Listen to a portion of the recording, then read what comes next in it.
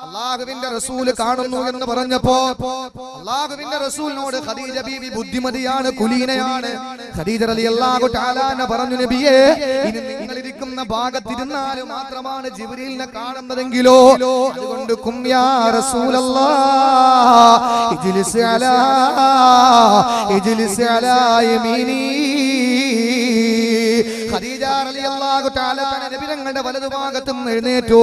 ഖദീജ ഇരുന്ന ഭാഗത്ത് റസൂലുള്ളാഹിയെ പിടിച്ചിരുത്തി. എന്നിട്ട് നബി തങ്ങൾ ഇരുന്ന ഭാഗത്ത് ഖദീജ ഇരുന്നു. അപ്പോൾ റസൂലുള്ള വലതുഭാഗത്തായി, ഖദീജ ഇടതുഭാഗത്തായി. എന്നിട്ട് അല്ലാഹുവിന്റെ റസൂൽ ജിബ്രീലിനെ കാണുന്നു. പക്ഷേ ഖദീജയ്ക്കുണ്ടോ കാണാൻ കഴിയുന്നില്ല. ഖദീജ ചോദിക്കുന്നു, നബിയെ നിങ്ങൾ കാണുന്നുണ്ടോ? ഉണ്ട് ഖദീജ, കാണുന്നുണ്ട് ഖദീജ. അല്ലാഹുവിന്റെ നബിയേ, ഞാൻ കാണുന്നില്ല. ഖദീജയ്ക്ക് പെട്ടെന്ന് ഹിക്മത്ത് തോന്നി, ഒരു തന്ത്രം തോന്നി. ഖദീജ റളിയല്ലാഹു അൻഹ നബിയോട് പറഞ്ഞു, നബിയേ, ഇനി നിങ്ങൾ എവിടെ ഇരുന്നാലും അതേ ഭാഗത്ത് മാത്രമേ ജിബ്രീൽ വരോളെങ്കിലോ അതുകൊണ്ട് കും യാ റസൂലല്ലാഹ് ഇജ്ലിസ് അലാ ഹിജ്രി. ഹബീബായ നബി തങ്ങളെ പിടിച്ചെഴുന്നേൽപ്പിച്ചു. എന്നിട്ട് ഖദീജ ബീവിയുടെ മടിത്തട്ടിൽ പിടിച്ചിരുത്തി.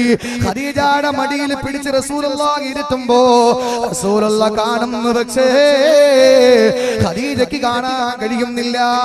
ജിബ്രീലിനെ ഖദീജയ്ക്ക് കാണാൻ കഴിയുന്നില്ല. ആ സന്ദർഭത്തിൽ ഖദീജ റളിയല്ലാഹു അൻഹ ചോദിക്കുകയാ, ഇപ്പോഴും കാണുന്നുണ്ടോ നബിയേ? അതേ കാണുന്നു ഖദീജ. നിനക്കോ? ഇല്ല യാ റസൂലല്ലാഹ്, എനിക്ക് കാണാൻ കഴിയുന്നില്ല. കുറെ നേരം നിശബ്ദയായിരുന്ന ഖദീജ റളിയല്ലാഹു തആല അൻഹ, കുറച്ചു നേരം മിണ്ടാതിരുന്ന ബുദ്ധിമതിയായ ഖദീജ റളിയല്ലാഹു അൻഹ കുറച്ചു നേരം കഴിഞ്ഞിട്ട് പെട്ടെന്ന് നബി തങ്ങളോട് ചോദിക്കുകയാ, നബിയെ, ഇപ്പോഴൊന്ന് നോക്ക് ജിബ്രീൽ കാണുന്നുണ്ടോ? ഇപ്പോഴൊന്ന് നോക്ക് ജിബ്രീൽ കാണുന്നുണ്ടോ? അല്ലാഹുവിന്റെ റസൂൽ നോക്കുമ്പോ ഇല്ല ഇല്ല, ജിബ്രീൽ എന്ന മാലാഖ മറഞ്ഞു പോയിരിക്കുകയാ. ജിബ്രീൽ എന്ന മാലാഖ മറഞ്ഞു പോയിരിക്കുകയാണ്, കാണുന്നില്ല. ആ സന്ദർഭത്തില് റസൂലുള്ളാഹി പറയുന്നു, ഖദീജ, കാണാൻ കഴിയുന്നില്ല മോളെ. ഖദീജ, കാണാൻ കഴിയുന്നില്ല.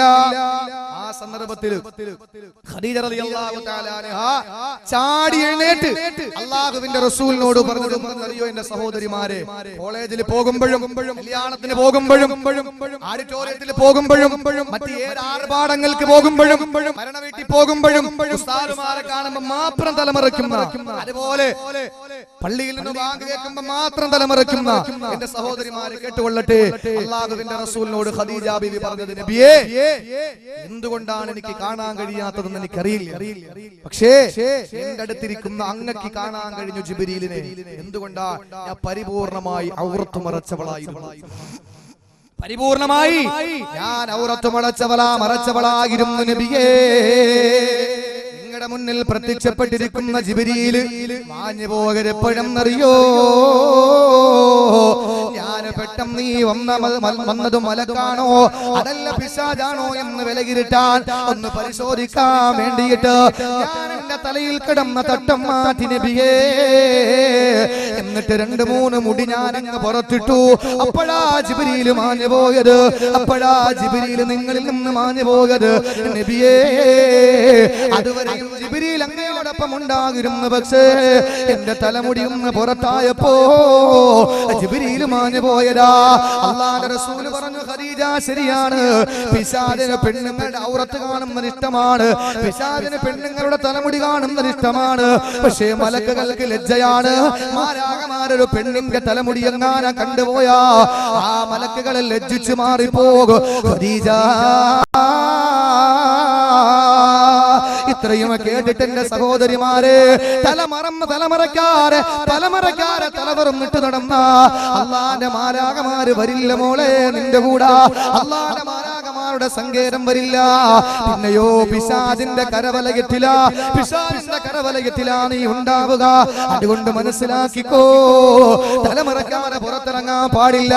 അഥവാ നീ തലമറക്കാരെ നിൽക്കേണ്ടി വന്ന അത് നിന്റെ പ്രിയപ്പെട്ടവന്റെ മുമ്പിൽ മാത്രമാണ്, നിന്റെ ഭർത്താവിന്റെ മുമ്പിൽ മാത്രമാണ്.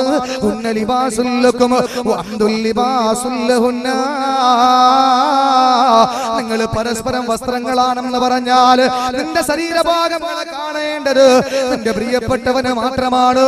നിന്റെ പ്രിയപ്പെട്ടവരെല്ലാരും പുറത്തുള്ള ഒരു ചെറുപ്പക്കാരൻ പോലും അന്യപുരുഷൻ പോലും നിന്റെ ഒരു തലമുടി പോലും കാലം പോലും കാണാ ഒരിക്കലും നീ അനുവദിക്കല്ലേ, അനുവദിക്കല്ലേ. അതുകൊണ്ട് എന്റെ പ്രിയപ്പെട്ട സഹോദരങ്ങളോട് പറയാൻ, രണ്ടാമത്തെ വിഭാഗത്തിന്റെ രണ്ടാമത്തെ സ്വഭാവം അനുവാദമില്ലാതെ പുറത്തു പോകും. അതുകൊണ്ട് വിശാലമായിട്ട് ഇനി ഔറത്തിനെ പറ്റി ഞാൻ പറയുന്നില്ല. ഇൻഷാ അല്ലാഹ് അതിന് ഉസ്താദുമാരൊക്കെ ഉണ്ട്. അൽഹംദുലില്ലാഹ് അവര് നിങ്ങൾക്ക് നല്ലതുപോലെ പഠിപ്പിച്ചു തരും. ഇതെല്ലാം കൂടെ ഒന്ന് പറയാൻ പറ്റൂല. രണ്ടാമത്തെ വിഭാഗത്തിൽ പറഞ്ഞ രണ്ടാമത്തെ ആ സ്വഭാവം അല്ലാഹുവിന്റെ റസൂൽ പറയുന്നു അനുവാദമില്ലാതെ പുറത്തു പോകലാണ്. ഇനി സഹോദരിമാരെ ഞാനൊന്ന് ചോദിക്കട്ടെ, കഷ്ടപ്പെട്ട് വളർത്തിയ ഭർത്താവ്, ആ ഭർത്താവ് പട്ടിണി കിടന്നുകൊണ്ട് വിദേശ രാജ്യത്ത് പാവപ്പെട്ട ഭർത്താവ് മണലാരുണ്യത്തിൽ പണിയെടുത്തിട്ട് ഉറങ്ങാതെ ഒന്നും കഴിക്കാതെ നിന്റെ ഭർത്താവ് ചിന്തിക്കുന്നതെന്താ? ഇത്രയും നാൾ എന്റെ പ്രിയപ്പെട്ട ഭാര്യ അവളെ 100 രൂപയുടെ സാരിയേക്കാൾ വില കൂടിയ ഒരു സാരി ഉടുത്തിട്ടില്ല, 150 രൂപയുടെ പർദ്ദയേക്കാൾ കൂടിയ ഒരു പർദ്ദ ധരിച്ചിട്ടില്ല. എന്റെ പൊന്നുമക്കള് അവർ എഴുതുന്നൊരു സാധാരണ കടയിൽ നിന്ന് വാങ്ങുന്ന പെണ്ണ് കൊണ്ടാണ്, പേന കൊണ്ടാ. അതുകൊണ്ട് എന്റെ പ്രിയപ്പെട്ട ഭാര്യയ്ക്ക് നല്ല ഒരു ഗൾഫ് നാടിന്റെ മണമുള്ള ഒരു സാരി വേണ്ടേ, ഗൾഫ് രാജ്യത്ത് നിന്ന് കൊണ്ടുവന്ന ഒരു മഫ്ത വേണ്ടേ. അതുകൊണ്ട് ഞാൻ കഷ്ടപ്പെട്ടാലും ഉറക്കമൊഴിച്ചാലും ഭക്ഷണം കഴിച്ചില്ലെങ്കിലും കുഴപ്പമില്ല, എന്റെ ഭാര്യ സന്തോഷിക്കട്ടെ, എന്റെ പൊന്നുമക്കൾ സന്തോഷിക്കട്ടെ എന്ന് പറഞ്ഞിട്ട് ഈ പാവപ്പെട്ട ഭർത്താവ് വിദേശ രാജ്യത്ത് കാട്ടറബിയുടെ ചാട്ടവാറടി ഏറ്റുകൊണ്ട് എന്റെ സഹോദരങ്ങളെ പട്ടിണി കിടന്നുകൊണ്ട് മണലാരുണ്യത്തിൽ പണിയെടുക്കുമ്പോ എന്റെ സഹോദരിമാര് ചിന്തിക്കണേ, ആ ഭർത്താക്കന്മാര് വിയർപ്പിന്റെ മണമുള്ള റിയാലുകള് മാറിയിട്ട് ദീനാറുകള് ദൃഹമുകള് നാട്ടിലേക്ക് അയക്കുമ്പോൾ ഡ്രാഫ്റ്റ് മാറി കൊണ്ടുവന്നിട്ട് അപ്പുറത്തെ കടയിൽ കയറി റീചാർജ് കൂപ്പൺ വാങ്ങിയിട്ട് പാതിരാത്രികളെ പകലുകളാക്കിയിട്ട് അന്യ പുരുഷന്മാരോടൊപ്പം സംസാരിച്ച് സല്ലപിച്ചുകൊണ്ട് സമയം നഷ്ടപ്പെടുത്തുമ്പോൾ നിന്റെ തൊട്ടപ്പുറത്ത് കിടക്കുന്ന ഭരത്ത്, നിന്റെ തൊട്ടപ്പുറത്ത് കിടക്കുന്ന മക്കൾ അറിയുന്നില്ല, അതുപോലെ കണ്ണ് കണ്ടുകൂടാത്ത ചെവി കേട്ടുകൂടാത്ത വാപ്പ അറിയുന്നില്ല, നീ ഇത് ചെയ്യുന്നതൊന്നും അറിയുന്നില്ല, പക്ഷേ അല്ലാഹു അറിയുന്നില്ലേ പൊന്നുമോള്. അതുകൊണ്ട് നീ ഫോണിലൂടെ പരിചയപ്പെട്ട കാമുകനോടൊപ്പം നിന്റെ പ്രിയപ്പെട്ട ഭർത്താവിനെ തള്ളിക്കളഞ്ഞിട്ട് എങ്ങനെയാണ് പൊന്നുമോളെ നിനക്ക് പോകാൻ കഴിയുക? നിനക്ക് വേണ്ടി മരിക്കാൻ പോലും തയ്യാറായ, നിനക്ക് വേണ്ടി കഷ്ടപ്പെടും നിന്റെ പ്രിയപ്പെട്ട ഭർത്താവില്ലേ, ആ ഭർത്താവിനെ കളഞ്ഞിട്ട് എങ്ങനാ പോകാൻ മനസ്സ് വരിക? അതുകൊണ്ട് സഹോദരിമാരെ അനുവാദമില്ലാതെ പുറത്തിറങ്ങി നടക്കില്ലേ. അല്ലാഹുവിന്റെ റസൂൽ പറഞ്ഞ രണ്ടാമത്തെ വിഭാഗത്തിൽപ്പെടും നിങ്ങള്, അല്ലാഹുവിന്റെ റസൂൽ പറഞ്ഞ രണ്ടാമത്തെ വിഭാഗത്തിൽപ്പെടും നിങ്ങള്. പുറത്തിറങ്ങി നടക്കാൻ പാടില്ല. ചില ഭർത്താക്കന്മാർക്ക് വലിയ ഇഷ്ടമാണ് തങ്ങളുടെ ഭാര്യ അണിഞ്ഞൊരുങ്ങി നല്ല വസ്ത്രം ധരിച്ച്, അട്രാക്ഷൻ ഉള്ള വസ്ത്രം ധരിച്ച്, നല്ല പെർഫ്യൂം അടിച്ച് എവിടെയെങ്കിലും പോകാൻ വേണ്ടി ഇറങ്ങുമ്പോൾ ഭർത്താക്കന്മാര് കൊണ്ടുവരും വിദേശ രാജ്യത്ത് നല്ല മണമുള്ള സ്പ്രേയും അത്രയും ഒക്കെ കൊണ്ടുവരുന്നു. ഭാര്യ അത് വാങ്ങി അലമാരക്കകത്ത് വെച്ചിരിക്കും. ഭർത്താവ് നിൽക്കുമ്പോ അടിക്കൂല. എന്തുകൊണ്ടാണ്? ഭർത്താവിനെ എന്നെ ഭർത്താവിനെ നല്ലതുപോലെ അറിയാലോ, ഭർത്താവിന്റെ ഇനി എങ്ങനെ നിന്നാലും ഇയാൾ എന്നെ ഒഴിവാക്കൂല. അതുകൊണ്ട് ഇതെല്ലാം ഇക്ക പോയിട്ട് വേണം അടിച്ചോണ്ട് എനിക്കൊരു സർക്യൂട്ട് നടത്താൻ. ഭാര്യ അങ്ങനെ മാറ്റി വെച്ചിരിക്കും. അതല്ലെങ്കിൽ ഭാര്യ അടിക്കും. ഭർത്താവുമായിട്ട് എവിടെയെങ്കിലും പോകുമ്പോൾ ഭർത്താവ് പറയും ഇതത്ര മണം പോരല്ലടി, അതുകൊണ്ട് നീ ഇങ്ങോട്ട് വാ എന്ന് പറഞ്ഞിട്ട് അവന്റെ അലമാര തുറന്നിട്ട് അവൻ മാറ്റി വെച്ചിരിക്കുന്ന ഒരു സ്പ്രേ എടുത്തിട്ട് തലങ്ങും വിലങ്ങും അടിച്ചു കൊടുത്തിട്ട് ഭാര്യ ഇറക്കി വിടുകയാണ്.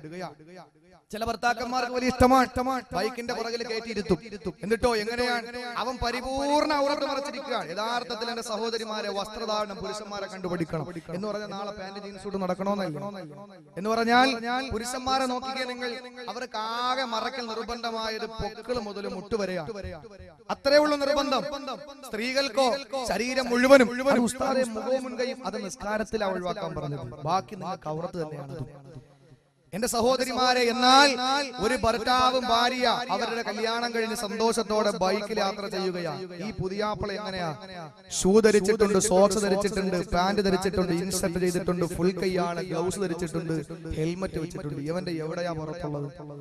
ഒരു ഭാഗവും പുറത്തില്ല. പക്ഷെ അവന്റെ ബൈക്കിന്റെ പുറകിരിക്കുന്ന പൊണ്ടാട്ടിയുടെ അവസ്ഥയോ 1/2 മീറ്റർ തുണിയിൽ 9 ബ്ലൗസ് വെക്കും. ആ അവസ്ഥയല്ലേ സഹോദരിമാരെ? നമ്മൾ സ്വർഗത്തിൽ മാത്രം പോയാൽ നമ്മുടെ ഭാര്യമാരെ കൊണ്ടുപോകണ്ടേ? യഥാർത്ഥത്തിൽ വസ്ത്രധാരണം പുരുഷന്മാരെ കണ്ട സഹോദരിമാരെ പഠിക്കണം.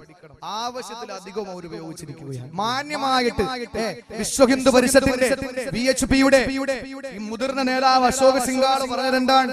ഈ പ്രശ്നം നടന്നുകൊണ്ടിരുന്നപ്പോൾ VHPയുടെ നേതാവ് പറഞ്ഞിട്ടുണ്ടാണ് വിശ്വകന്ത പരിഷത്തിന്റെ നേതാവ്, പെണ്ണുങ്ങളെ ആരും തൊടൂല, പക്ഷെ പാശ്ചാത്യന്റെ വസ്ത്രം അവർ മാറ്റണമെന്നാണ്. പാശ്ചാത്യന്റെ വസ്ത്രം അവർ മാറ്റിയാൽ ഒരു പെണ്ണിനെ ആരും തൊടൂല എന്ന് ഹൈന്ദവര് വിശ്വസിക്കുന്ന വിശ്വഹിന്ദു പരിഷത്തിന്റെ അതല്ലെങ്കിൽ VHPയുടെ നേതാവ് അശോക് സിംഗാൾ പറയാൻ. ഇതല്ലേ 14 അല്ലാഹുവിന്റെ റസൂൽ പറഞ്ഞത്. ചില ഭർത്താക്കന്മാർക്കാണെങ്കിൽ വലിയ സന്തോഷമാണ് ഭാര്യമാര് ഔറത്ത് മറയ്ക്കാതെ പുറത്തിറങ്ങി നടക്കുന്നത്. അതുപോലെ നല്ല മണമുള്ള അത്ര പൂശിക്കൊണ്ട് പുറത്തു പോകുന്നത് വലിയ ഇഷ്ടമാണ് ഭർത്താക്കന്മാർക്ക്. അല്ലാഹുവിന്റെ റസൂൽ പറയുന്ന ഒരു പെണ്ണങ്ങനെ പോകുമ്പോൾ അതിൽ പരിപൂർണ്ണ തൃപ്തനാണ് ഭർത്താവെങ്കിൽ ഭർത്താവിന് ഫ്ലാറ്റ് കൊടുക്കുന്നു നബി മുഹമ്മദ് മുസ്തഫ. സഹോദരിമാർ ചിന്തിക്കും, അൽഹംദുലില്ലാഹ്, എന്റെ കുഞ്ഞിനെ ഞാൻ വളർത്തിയെടുത്ത് ഒരു ഫ്ലാറ്റ് നേടിക്കാൻ വേണ്ടിയിട്ട് ഇന്നതുവരെ അത് വാങ്ങി തന്നിട്ടില്ല. അതുകൊണ്ട് എന്റെ ഇക്ക ഞാൻ ഇങ്ങനെ നടന്നാൽ എന്റെ ഭർത്താവിന് എന്തായിരുന്നാലും ഒരു ഫ്ലാറ്റ് കിട്ടുമെങ്കിൽ രക്ഷപ്പെട്ടല്ലോ. അത് കൊച്ചിയിലാണോ ഉസ്താദെ? അതല്ല എറണാകുളത്ത്, അതല്ല തൃശ്ശൂരാണ്. അല്ലാഹുവിന്റെ റസൂൽ പറഞ്ഞു നിന്റെ ഭർത്താവിന് ഫ്ലാറ്റ് കൊടുക്കുന്നത് എവിടെയാ?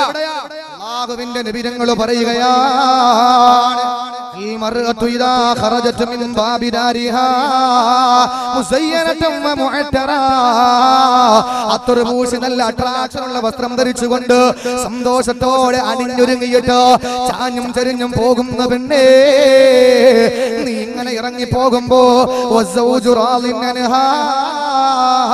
ഈ പോക്ക് നിന്റെ ഭർത്താവിന് ഇഷ്ടമാണെങ്കിലോ, ഭർത്താവ് ഗൾഫിൽ നിന്ന് വിളിച്ചു പറയുന്ന പെണ്ണേ, നീ പുറത്തു പോകുമ്പോൾ ഞാൻ ഇപ്പൊ കൊടുത്തു വിട്ടാ നിന്റെ മുട്ടടിയുള്ള പാവാട എടുത്തോണ്ട് പോണ പെണ്ണേ എന്ന് ഏതെങ്കിലും ഒരു ഭർത്താവ് വിദേശത്ത് നിന്ന് വിളിച്ചു പറഞ്ഞാൽ, അതല്ലെങ്കിൽ പരധരിച്ച് പോകാം എന്ന് പറയുമ്പോ, വേണ്ട നീ ഹജ്ജൊന്നും ചെയ്തില്ലല്ലോ, ഹജ്ജിന് പോയവരല്ലേ പരധരിക്കുന്നത്, അതുകൊണ്ട് നീ സാരി ഉടുത്താ മതി എന്ന് പറഞ്ഞിട്ട് അവൻ ഇഷ്ടപ്പെടുന്ന വസ്ത്രം ധരിച്ചുകൊണ്ട് പോകാ നിന്നെ പ്രേരിപ്പിക്കുമ്പോ നീ അങ്ങോട്ട് അണിഞ്ഞൊരുങ്ങുകയാ. 10 മണിക്ക് പോകണമെങ്കിൽ തലേ ദിവസം 3 മണിക്ക് എഴുന്നേൽക്കുകയാണ്. എന്നിട്ട് കുളിച്ചൊരുങ്ങിയിട്ട് നീ എല്ലാം ശരിയാക്കി വെച്ചിട്ട് പോകാനുള്ള തയ്യാറെടുപ്പ് നടത്തുകയാ. ചെരുപ്പിന്റെ അതേ കളറാണ് ചുരിദാറിന്, ചുരിദാറിന്റെ അതേ കളറാണ് നിന്റെ നഖത്തിന്, നിന്റെ നഖത്തിന്റെ അതേ കളറാണ് നിന്റെ ചുണ്ടിന്, ആ ചുണ്ടിന്റെ അതാ കളറാണ് ഐലൈനർ വരച്ച് കൺപോള ഈ ചോപ്പിച്ചിരിക്കുന്നത്. എന്റെ സഹോദരിമാരെ, എന്നിട്ടോ എല്ലാം ഒരുപോലെ കാണാൻ അഴകുള്ള മുഞ്ചുള്ള രീതികളോ.